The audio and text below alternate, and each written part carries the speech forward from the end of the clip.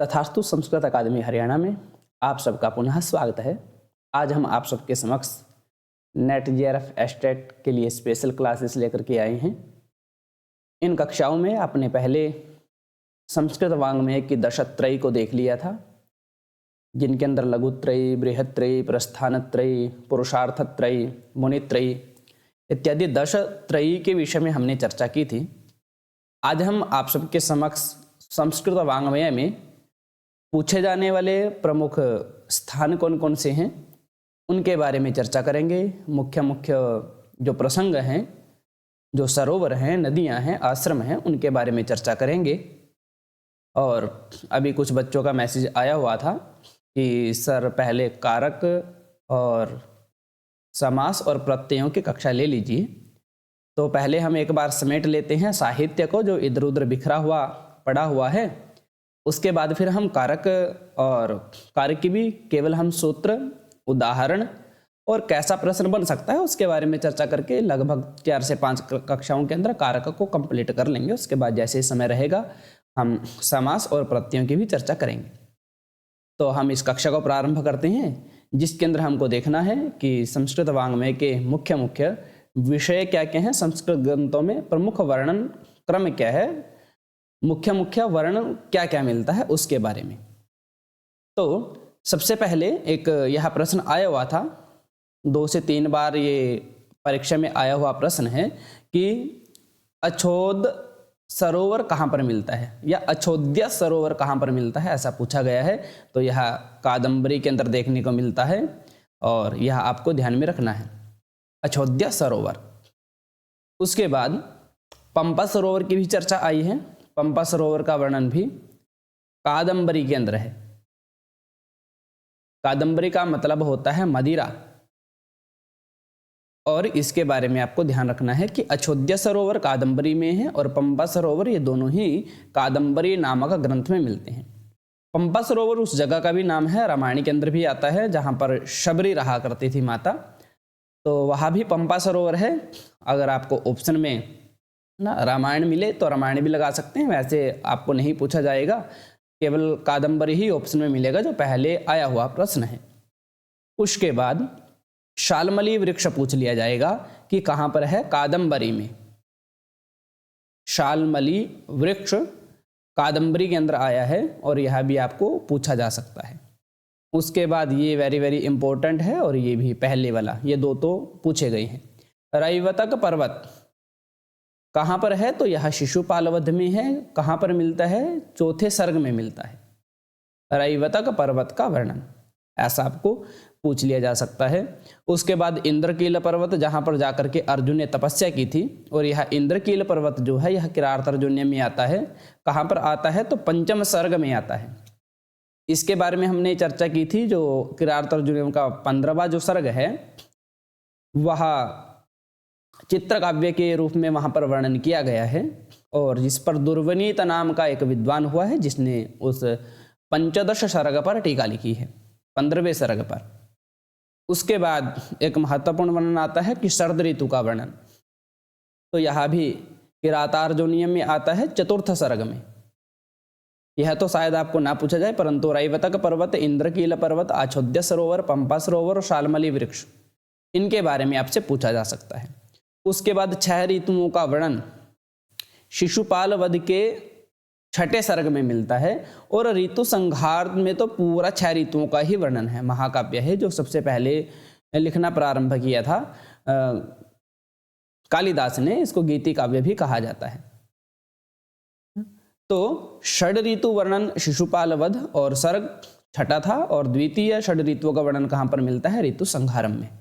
तो यहाँ से आपको कुछ प्रश्न पूछे जा सकते हैं। अछोद्य सरोवर का, पंपा सरोवर कहाँ पर है, शालमली वृक्ष कहाँ पर है, रैवतक पर्वत और इंद्रकील पर्वत जहाँ पर अर्जुन ने जाकर के तपस्या की थी। और ये पूछ लिया जाएगा कि पाशुपत अस्त्र की प्राप्ति किस ग्रंथ के अंदर बतलाई गई है अर्जुन को, तो वह भी किरातार्जुनीयम के अंदर है।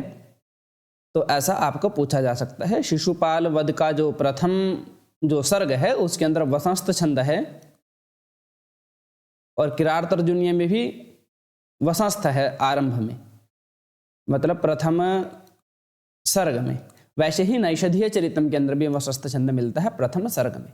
तो ऐसा आपको इन पर्वतों के बारे में, इन वृक्षों के बारे में, इन सरोवरों के बारे में अगर पूछा जाए तो आप यहाँ से प्रश्न को गलत नहीं करोगे। और संभावित है कि यहाँ से एक तो प्रश्न रहेगा ही रहेगा जो आपको बताया जा रहा है। और भी ऐसे कुछ वर्णन है संस्कृत में वर्णित कुछ प्रसिद्ध आश्रम एवं नगर। तो सबसे पहले बात करते हैं कण्व ऋषि। कण्व ऋषि के आश्रम की चर्चा कहाँ पर आई है? अभिज्ञान शाकुंतलम में, जहाँ पर शाकुंतला रहा करती थी। और उसके अंदर भी कण्व ऋषि का आश्रम किस नदी के तट पर था? तो वह था मालिनी नदी के तट पर। ऐसा आपको ध्यान रखना है। तो एक प्रश्न हो गया। ये पूछ लिया जाएगा कि मालिनी नदी का वर्णन कहाँ पर आया है? तो अभिज्ञान शाकुंतलम में आया है। उसके बाद कण्व ऋषि तपस्या से लौट करके कब आते हैं? तो वह चतुर्थ सर्ग के अंदर, चतुर्थ अंग के अंदर आते हैं, ऐसा पूछ लिया जा सकता है। तदनंतरम विश्वामित्र आश्रम कहाँ पर है? विश्वामित्र आश्रम गौतमी नदी के तट पर है। यह भी प्रश्न पूछा जा सकता है। तदनंतरम वाल्मीकि आश्रम कहाँ पर है? गंगा नदी के तट पर है, या हम कह सकते हैं कि तमसा नदी के तट पर है। और जब नारद जी वाल्मीकि जी को राम का चरित्र सुना देते हैं, उसके बाद वाल्मीकि जी टहलने के लिए इस तमसा नदी के तट पर जाते हैं। और वहाँ पर जब वो क्रौंच और क्रौंच नामक दो पक्षियों को आपस में प्रेम के अंदर देखते हैं, तो एक शिकारी उनमें से एक क्रौंच का वध कर देता है। और सहसा ही वाल्मीकि के मुख से वह करुण रस से भरपूर श्लोक निकल करके आता है। मानिषाद प्रतिष्ठामत त्वं गमः शाश्वती समाह यत् क्रौंच मिथुनादेकम अवधि ही काम मोहितम। वो इस तमसा नदी के तट पर ही बोला था उन्होंने। तो वाल्मीकि आश्रम के बारे में पूछ लिया जाए तो आप कहेंगे तमसा नदी पर या गंगा नदी पर। तदनंतरम भारद्वाज ऋषि हुए हैं। भारद्वाज ऋषि का जो आश्रम है वह कहाँ पर है? प्रयाग का संगम तट, इलाहाबाद के आसपास का इलाका, उसको प्रयागराज ही बोला जाता है। तो वहाँ पर जो संगम तट है वहाँ पर भारद्वाज ऋषि का आश्रम है। तदनंतर आपको पूछा जा सकता है कि अगस्त्य आश्रम कहाँ पर है? तो गोदावरी नदी के तट पर या दंडकवन में। यह भी प्रश्न महत्वपूर्ण है। तदनंतर मारीच का आश्रम हेमकूट पर्वत पर। मारीच ऋषि वही हैं जहाँ पर शाकुंतला, जब दुष्यंत उसको पहचानने से इनकार कर देता है तो उनकी माता मेनका आती है और शाकुंतला को इस मारीच के आश्रम में छोड़ देती है जो हेमकूट पर्वत पर रहा करता है। तदनंतरम जब दुष्यंत इंद्र की सहायता करने के लिए जाता है और युद्ध से लौट करके जब वापस आता है तो इसी मारीच आश्रम में हेमकूट पर्वत पर दुष्यंत और शाकुंतला का पुनः मिलन होता है उनके पुत्र को देख करके। तो ऐसे ये प्रश्न पूछे जा सकते हैं। कण्व ऋषि मालिनी नदी के तट पर है, विश्वामित्र आश्रम गौतमी नदी के तट पर, वाल्मीकि आश्रम तमसा नदी के, भारद्वाज आश्रम प्रयाग का संगम तट, अगस्त्य ऋषि का आश्रम गोदावरी नदी या दंडकवन में, मारीच ऋषि का आश्रम हेमकूट पर्वत पर। तदनंतरम मेघदूत ग्रंथ जैसे ही प्रारंभ होता है तो उस के अंदर यक्ष का निवास, जब कुबेर यक्ष को श्राप दे देता है तो वह रामगिरी पर्वत पर ठहरता है यक्ष 1 वर्ष तक। तो तदनंतरम पूछा जा सकता है कि जाबाली आश्रम कहाँ पर है? जाबाली आश्रम उस पंपा सरोवर पर है जिस पंपा सरोवर का वर्णन कादम्बरी नामक ग्रंथ के अंदर आया है। तदनंतरम महाश्वेता आश्रम, ये सारे उसी के कादम्बरी के ही पात्र हैं। महाश्वेता भी, महाश्वेता का आश्रम कहाँ पर है? अछोद्य सरोवर के अंदर। ये अछोद्य सरोवर कहाँ पर है? तो यह भी कादम्बरी के अंदर है। तदनंतर आपको पूछा जा सकता है कि विदिशा, विदिशा कहाँ पर है? तो वेत्रवती नदी, ये जिसको बेतवा नदी भी कहा जाता है। उज्जयिनी जो प्रसिद्ध स्थान है शिवशंकर के लिए, वह क्षिप्रा नदी के तट पर है। उज्जयिनी का वर्णन अत्यधिक मेघदूत के अंदर आया है। क्षिप्रा नदी के तट पर आपको ध्यान में रखना है। तदनंतरम शची तीर्थ, ये वही शची तीर्थ है जब शाकुंतला दुष्यंत के पास जाती है और रास्ते में जब इस शची तीर्थ के अंदर वह अपना मुख प्रक्षालन इत्यादि करती है तो उस समय में दुष्यंत की दी हुई अंगूठी जो शकुंतला के पास एक चिन्ह के रूप में थी वह इस शची तीर्थ के अंदर गिर जाती है। तो ये भी पूछ लिया जाएगा कि शाकुंतला की जो अंगूठी थी वह किस तीर्थ के अंदर गिरी थी? तो वह शची तीर्थ के अंदर गिरी थी जिसको अप्सरा तीर्थ कहा जाता है। कहाँ पर है? गंगा नदी के तट पर है। अयोध्या कहाँ पर है? सरयू नदी के तट पर है। और हरिद्वार का आपको पता ही है, गंगा नदी के तट पर। या गंगा नदी का जो स्थान है उस हरिद्वार वहाँ पर बसा हुआ है। तो ऐसे बहुत सारे प्रश्न आपको इन तीर्थों से, इन आश्रमों से पूछे जा सकते हैं और ये महत्वपूर्ण विषय है क्योंकि बिखरा हुआ है, साहित्य में बहुत सारे स्थानों पर मिलता है।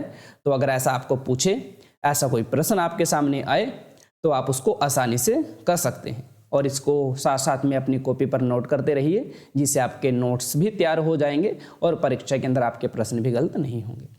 हम पुनः मिलते हैं एक अग्रिम नूतन बिंदु के साथ और कोशिश करेंगे कि अभी अगली वीडियो जो आएगी वह काव्य के लक्षणों पर। ऐसा भी मिलान करना आ जाता है कई बार कि जगन्नाथ ने काव्य का क्या लक्षण दिया है, मम्मट ने क्या बोला है, विश्वनाथ ने क्या बोला है। ऐसे बहुत सारे प्रश्न एस्टेट लेवल 2 में, एस्टेट लेवल 3 में और नेट के जेआरएफ के पाठ्यक्रम के अंदर भी यह समाविष्ट है, तो वहाँ भी वहाँ से पूछा जा सकता है। तो इन्हीं वचनों के साथ हम आज की कक्षा को विराम देते हैं। पुनः मिलते हैं एक अग्रिम वीडियो के साथ। ओम।